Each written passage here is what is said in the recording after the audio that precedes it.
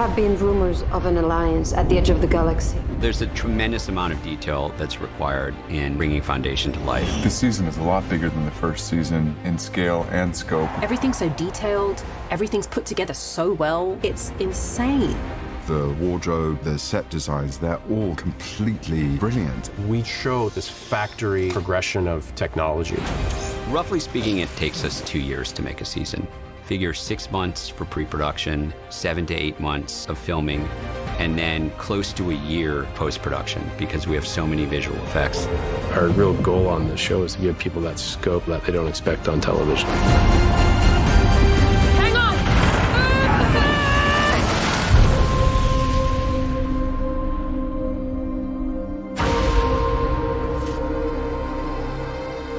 And action. When I started Foundation, I decided that I want to film as much of it on location as possible. I want the crew and the actors to feel the heat, to feel the wind, because I felt that it would just make everything feel more real.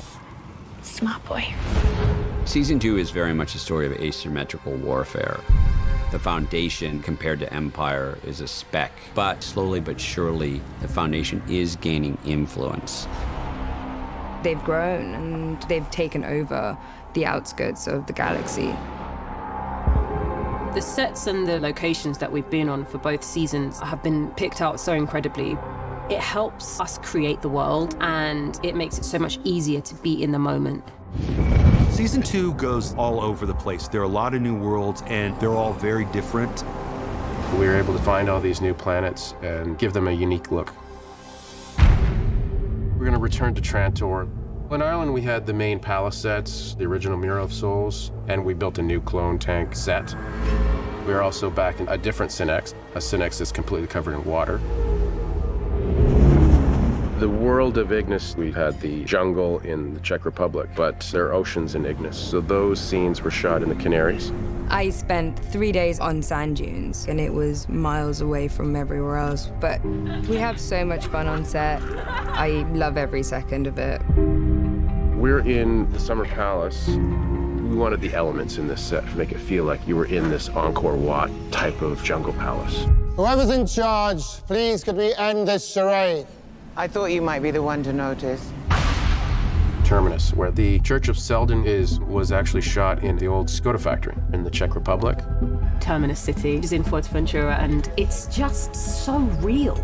It's in the middle of an empty space, and they've built a village. It's not difficult to imagine you're on a barren planet. A lot of the locations that we've chosen, the population in North America have not seen or don't know about. So it lets us spend more time in those locations as our backdrops for all of the storytelling as if it's an alien world. And we're always trying to push the look of the show. Wow, look at you. The fashion in season 2 is just fantastic. Our costume designer, Jane Petrie, she and her team had to come up with thousands upon thousands of costumes. We're flying through 9 planets. There's no through thread, so we have to come up with a whole new concept for each planet and a new backstory for where the costumes have come from. One of the things that we really wanted to do with season 2 with our costumes was just explode the color palette. We've got these wonderfully lush reds that are embodied by the Church of the Galactic Spirit. We've got these kind of rainbow colors that are embodied by Cloud Dominion. Compared to season 1, it's been really good to get outside more. It's a little bit brighter. We go to more planets, so there's a lot more variety. Welcome to Trantor.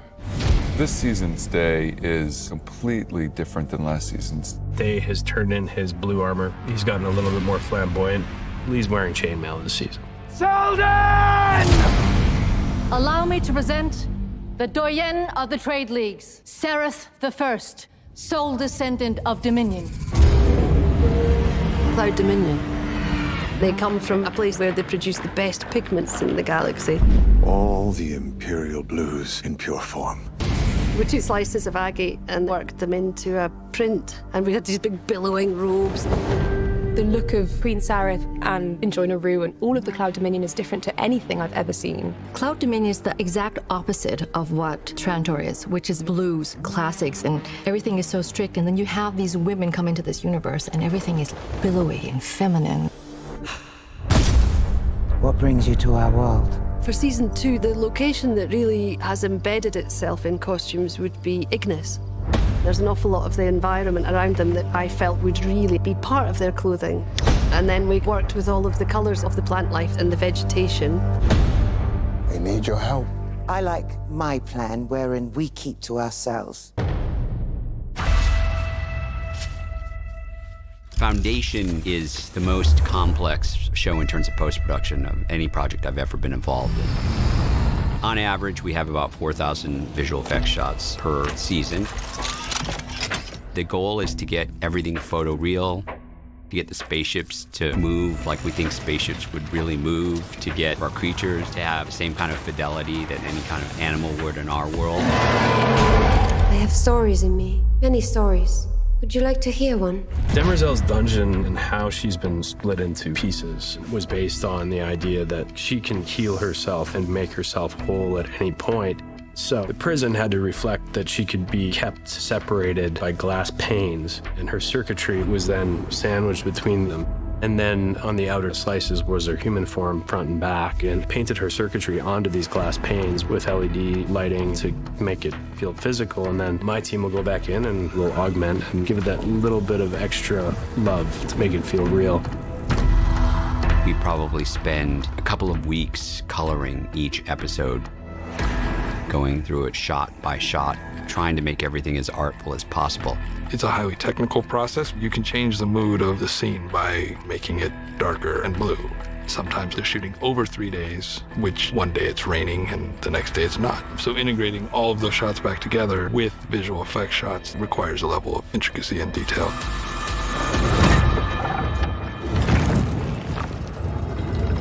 And then you've got sound. We've got a sound team called Sound Dogs who are incredible. Our job is to help supplement and exaggerate a lot of the visuals that we're seeing. I think just a little at the head, and then you're good. This year there's beaches, and now you're dealing with waves and sounds that are clobbering the dialogue a bit, so you're trying to clean all that up. For Tyler's part and his crew, they're creating sounds of ships that don't really exist, creatures that don't exist. You're building a sound world from scratch. And there's always a sense of discovery in this process. I believe that post-production are one of the things that really makes Foundation feel different and more cinematic than your average show. I think it's kind of cool. Yeah. Nice job, guys.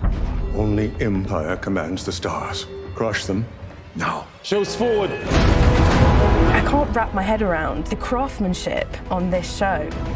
The attention to detail is just extraordinary that you could only really get on a production like this. The stakes are much higher in season 2. The galaxy is countless number of planets, 10,000 inhabited worlds, so we see more of them this season.